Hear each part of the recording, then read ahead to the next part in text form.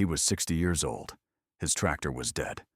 And if the fields weren't planted, his family farm was finished. But just when all hope was lost, he found a creature in the ancient woods, a creature of legend. This is the true story of Carl, a desperate farmer, and the wild black horse he called Star. The relentless, cold spring rain had finally surrendered to a weak, hesitant sun. But for Carl, the old farmer, gray-haired, in his signature, worn plaid shirt and heavy denim overalls, the change in weather brought no immediate relief. The vast, sweeping fields of his century-old farm, though finally dry enough to be worked, were mocking him with their sheer, unplowed readiness. Carl walked the perimeter slowly, his heavy, work-worn boots sinking slightly into the thawed topsoil, the crushing weight of the land and its history pressing down hard on his shoulders. He was nearing 60, his joints stiff from decades of toil, and the farm, his inheritance, his legacy, his entire world, was demanding more than his tired body and failing equipment could deliver.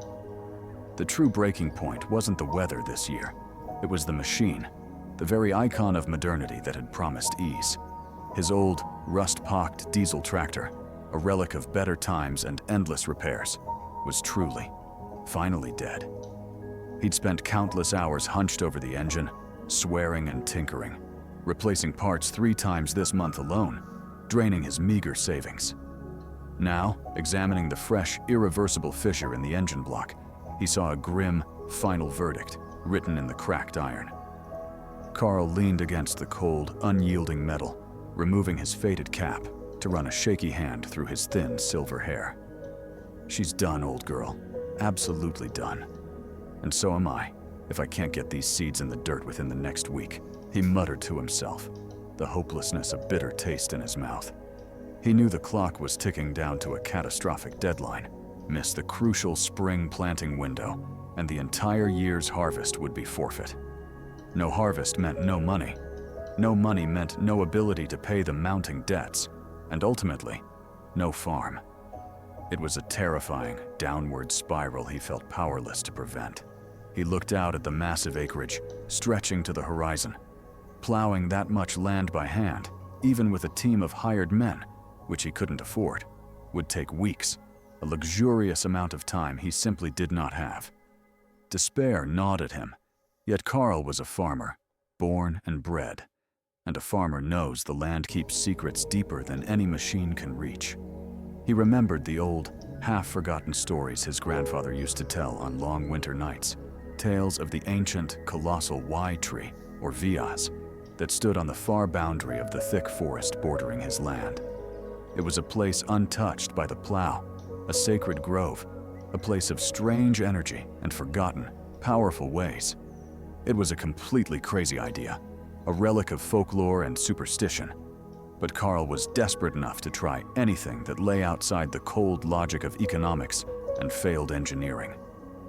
He walked back to the oldest part of the barn, grabbed a frayed, heavy leather bridle, a family heirloom, more for memory than use, and 2 slightly bruised but sweet apples from his pantry. "If the new way has completely failed me," he declared, pulling his overalls tighter and squaring his slumped shoulders, "then I'll damn well try the oldest way there is." He walked towards the dark, silent edge of the woods, towards the gnarled and impossibly twisted limbs of the ancient Y tree, consciously pushing aside any rational thought that screamed at his foolishness. He wasn't looking for a piece of equipment. He was searching for a desperate, final miracle. The air beneath the giant Y was immediately different, cooler, damper, and possessed of an intense, profound silence. Sunlight barely managed to pierce the thick, protective canopy. Carl stood perfectly still, feeling the strange, heavy presence of the place. He was about to turn back, about to admit the utter pointlessness of his quest, when he saw her. Standing absolutely motionless, as if she had been carved from the very shadow and silence of the woods, was a horse. Not a plump, domestic farm animal, but a creature of breathtaking, raw, untamed power. Her coat was the deep, unblemished black of a midnight sky, and in stark, striking contrast, a flawless white crescent moon blazed brilliantly on her forehead. She was magnificent, powerfully muscular, and had eyes that held an intense intelligence Carl had never witnessed in any animal, wild or domestic. She wasn't tethered, she wasn't grazing. She simply stood, watching him with an unnerving calm, her nostrils slightly flared. "Well now, you are truly something," Carl said, his voice hushed with reverence and awe. The horse, unafraid, took one slow, deliberate step towards him. Carl extended the apple, his movements slow, practiced, and non-threatening. For a long, intense minute, their eyes locked in a silent exchange. Carl, in that moment, didn't see a potential beast of burden. He saw an equal, an independent spirit. He knew instantly that this was the help the legends vaguely spoke of. Carl took a deep, steadying breath, speaking not in commands or demands, but in an earnest, heartfelt plea, his words husky with emotion and the weight of his predicament. "My name is Carl. My life is tied to that field, and my time is running out. You're wild, I know.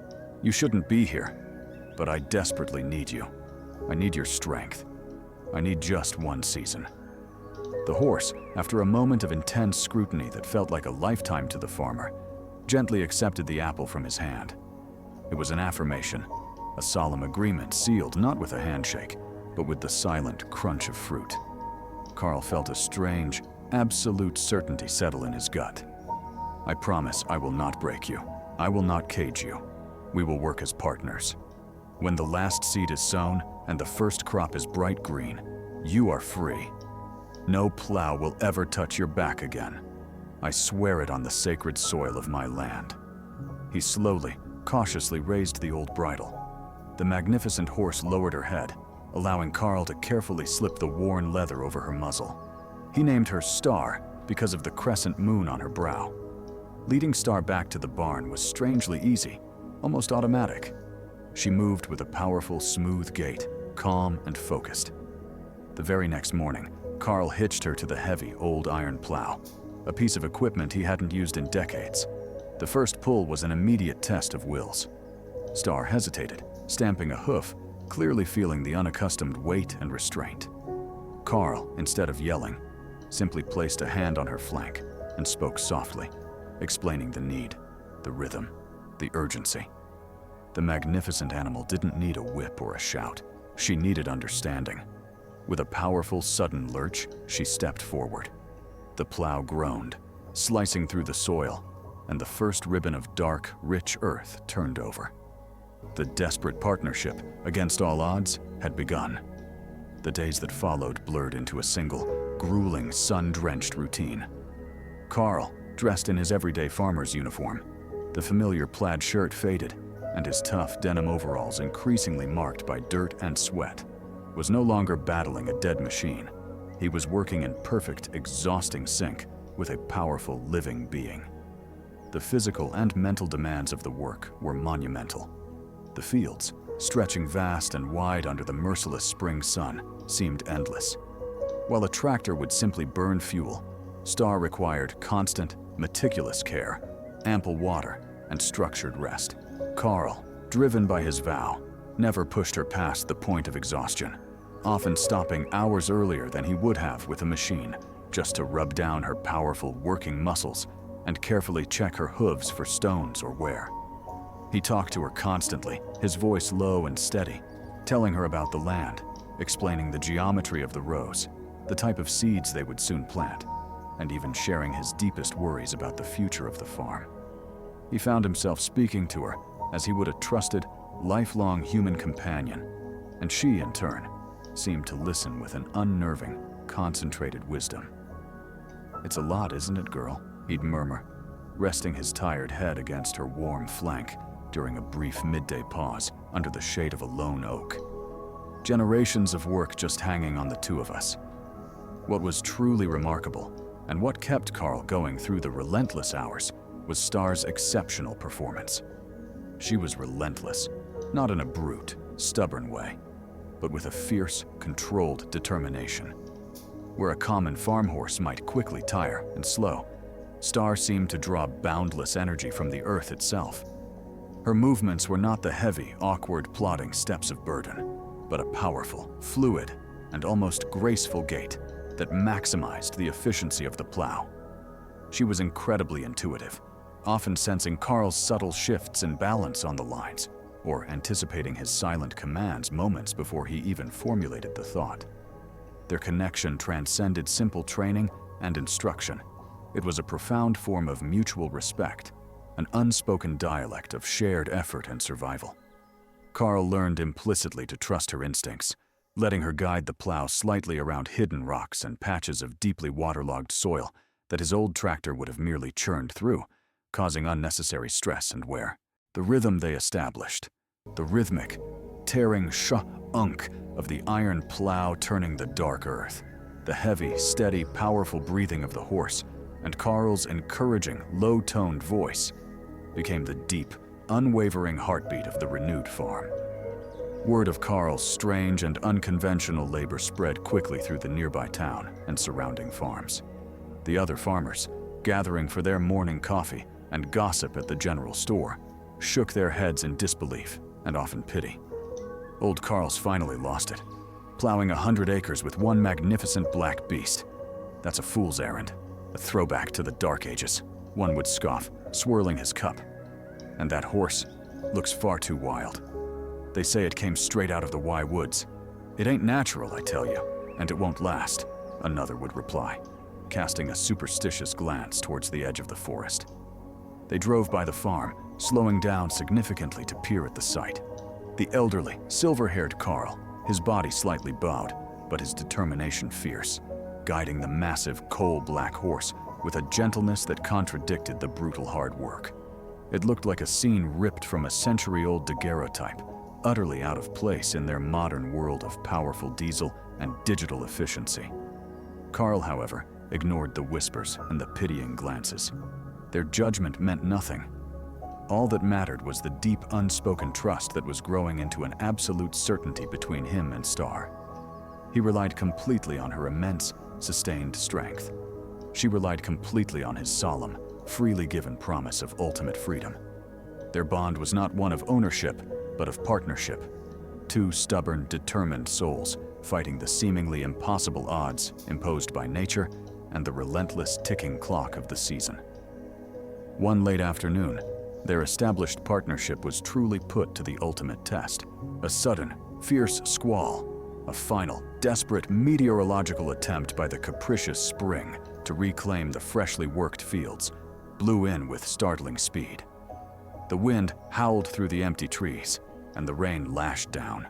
Cold, heavy water that quickly turned the finely tilled furrows into a slick, treacherous expanse of mud. Visibility dropped to near zero. Carl, already completely exhausted from hours of continuous, grueling work, slipped badly on the wet earth. As his footing gave way, the heavy iron plow, still moving slightly on its momentum, lurched violently and dangerously toward him, its sharp blade threatening to crush his leg against the axle in a sickening moment. In a reaction that was pure instinct and loyalty, Star instantly stopped dead. She dug all four hooves deep into the mud with incredible, stabilizing force, bracing herself against the terrifying slide. Then, with a desperate, powerful surge, she pulled the heavy plow sideways, away from the falling farmer, the strain visibly rippling across her magnificent, wet shoulders.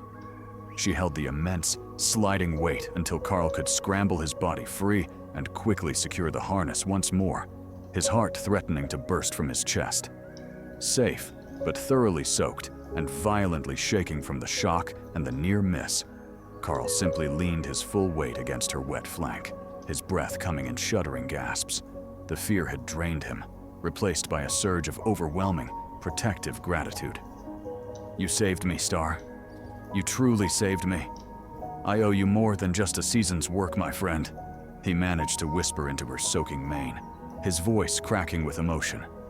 She simply shook her head, a soft, reassuring nicker escaping her throat, and looked back at the work through the blinding downpour. She didn't need or ask for praise. She needed the job to be finished. They stood there, two figures outlined and enduring in the raging storm, bound by shared sweat, slick mud, and a life-or-death moment of absolute, unwavering loyalty.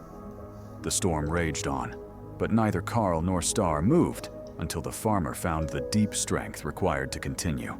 They had a sacred job to finish. Weeks turned into a glorious, warm stretch of early summer, the sun growing stronger and the days longer.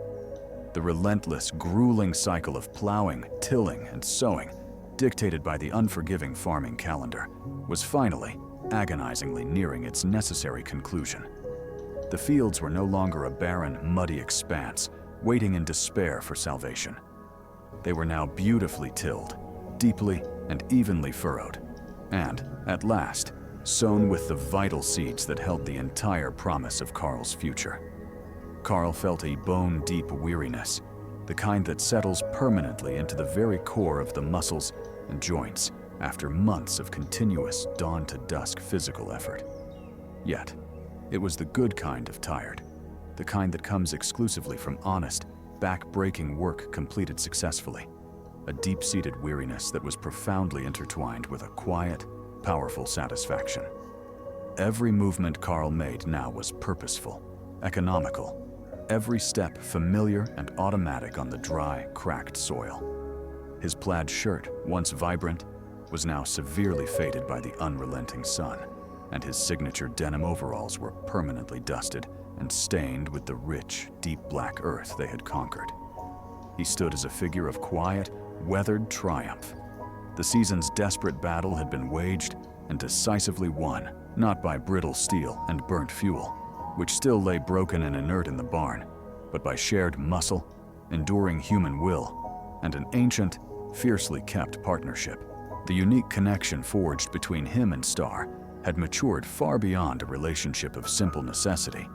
It was a profound, almost telepathic, symbiotic relationship built on mutual survival, absolute trust, and deep respect.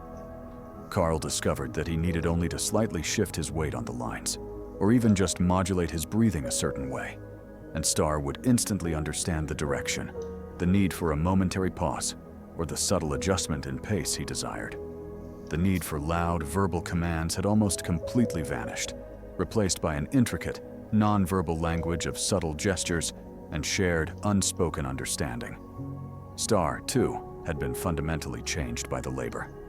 Though still possessing the powerful, wild essence that had initially drawn Carl to her under the ominous Y tree, she had gained a new kind of focused energy and a visible pride that came directly from having a critical purpose and successfully completing an immense task. She never hesitated, never once balked at the sheer scale of the labor, moving the heavy plow as if it were of negligible weight, driven by a powerful determination that Carl believed mirrored his own deep-seated desperation to save his ancestral land. He often found himself pausing in the heat of the day, simply to watch the magnificent animal, her powerful muscles flexing rhythmically under her obsidian coat, the white crescent on her forehead, a silent, burning emblem of their secret, unbreakable pact. The other local farmers had long since finished their planting using their highly mechanized equipment, and their occasional drive-bys had noticeably transitioned from casual mockery to grudging curiosity, and finally, to something akin to quiet, mystified respect. They watched Carl, a man they had universally written off as an economic casualty, bringing in a final result that appeared undeniably healthier, deeper tilled, and more miraculously evenly sown than their own machine-made rows. They couldn't begin to understand the true source of the sustained energy, the powerful magic that drove the old, worn farmer and the magnificent wild horse. They knew nothing of the solemn vow or the desperate plea uttered under the ancient tree, or the life-saving, split-second maneuver in the slick mud of the recent squall. They saw only the physical results, and the astonishing results spoke volumes of an almost supernatural intervention. On the last day of the planting cycle, the day Carl had meticulously counted down to since that moment of despair under the Y tree, the air was still, warm, and utterly golden. The setting sun dipped low, casting long, dramatic shadows across the freshly seeded earth, painting the scene in hues of orange and copper. They reached the end of the final, defining row, right at the field's edge, which abutted the cool, dark line of the waiting forest. Carl stopped the plow. The grueling work was absolutely, definitively finished. His farm was saved. The massive acreage, once intimidating and nearly unmanageable, now lay perfectly prepared, and the first tiny, hopeful green shoots, a soft, fragile emerald, appearing determinedly against the dark, rich soil, were already visible, signifying the impending, abundant harvest that was now assured. Carl felt a violent wave of complex emotion wash over him, a powerful mixture of overwhelming relief, profound physical exhaustion, and a keen, poignant sorrow. The job was finished, which meant, inevitably, their shared time was over. He carefully, slowly unhitched the heavy iron harness, the sudden metallic clinks sounding loud, harsh, and utterly final in the evening quiet. He then reached up and removed the worn family bridle, holding it gently and reverently in his calloused hands. He rubbed Star's powerful shoulder one last time, his old, trembling hand tracing the familiar, cool line of the bright crescent on her forehead. "We did it, my friend. We truly beat the odds. We saved the land," he managed to say, his voice husky, low and thick with emotion. "My fields will live. And now, my promise.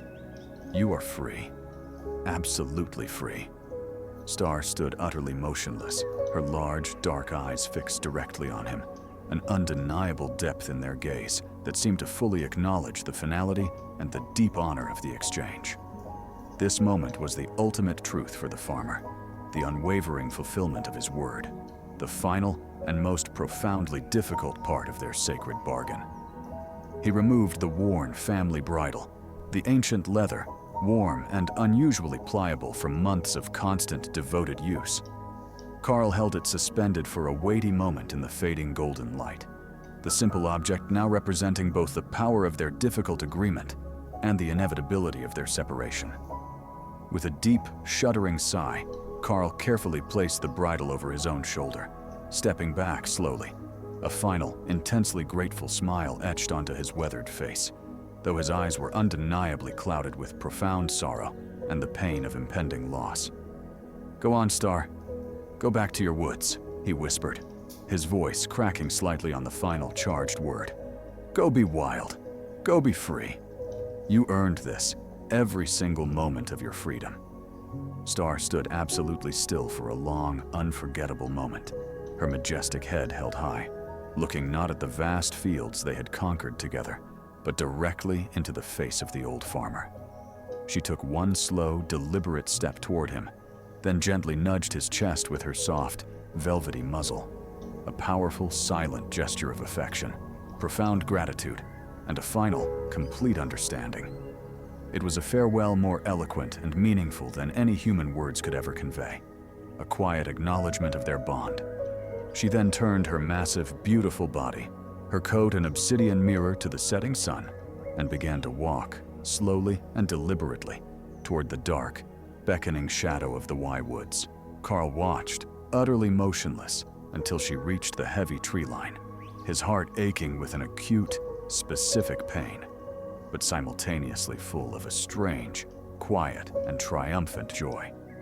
He knew that to have broken his promise, to have called her back, to have tried to hold her, even out of loneliness, would be to negate the sacredness and value of everything they had sacrificed and achieved together.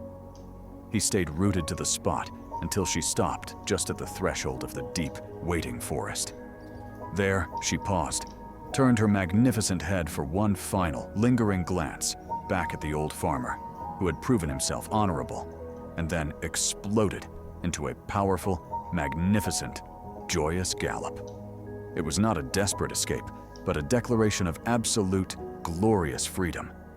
The powerful, rhythmic sound of her hooves quickly faded into the dense silence of the ancient trees, leaving behind only the soft, gentle whisper of the evening wind rustling the tiny, fragile green shoots in the saved field.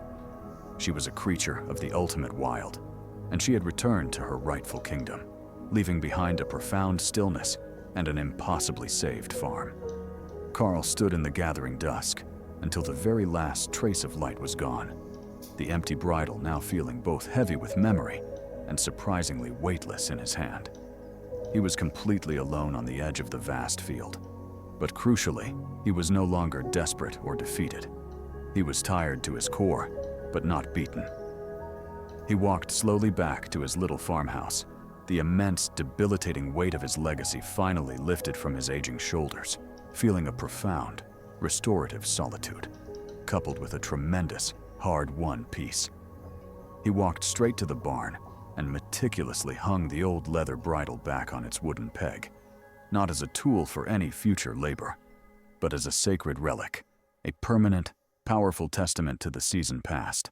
The very next morning, the sun rose over a field, bursting with the unmistakable promise of life. The green emerging with astonishing, almost miraculous speed and vigor. The crop was visible proof of Star's power, the strongest, healthiest, and most evenly planted Carl had ever, in all his years, produced. The old, broken tractor remained uselessly tucked away in a corner of the barn, its engine block cracked and silent. But its failure no longer held any power over him. Carl had definitively proven that human tenacity and unwavering integrity, when combined with an open, trusting heart and a willingness to believe in the powerful magic of nature, could conquer any modern failure. The strange, quiet story of Carl and the mysterious black horse became more than just local gossip. It quickly grew into a revered, local legend in the surrounding farming community. The townsfolk never truly understood where the horse originated, or why the Honorable Carl had been so quick to let her go. But when they witnessed the phenomenal, almost unbelievable success of his harvest, they immediately stopped calling him eccentric or mad. They simply called him blessed, and his fields, for the remainder of his life and for a generation to come, were known universally as the Star Fields. Carl continued to work his land, his daily routine gradually returning to the slow, steady, predictable rhythm of a dedicated old farmer. But he was fundamentally changed forever.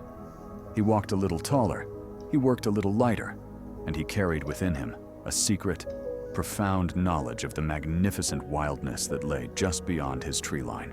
And sometimes, on a quiet night, when the white crescent of the moon hung high and round just above the Wye Woods, Carl swore he could distinctly hear a distant, wild nicker, a powerful, familiar sound carried gently on the cool night wind.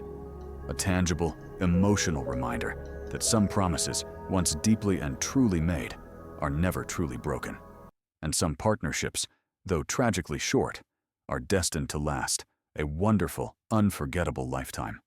The Starfields thrived, standing as a living, breathing monument to the sacred, desperate vow made between a kind-hearted, gray-haired farmer in his beloved plaid shirt and overalls, and the magnificent, absolutely wild horse who had saved both his life and his precious land.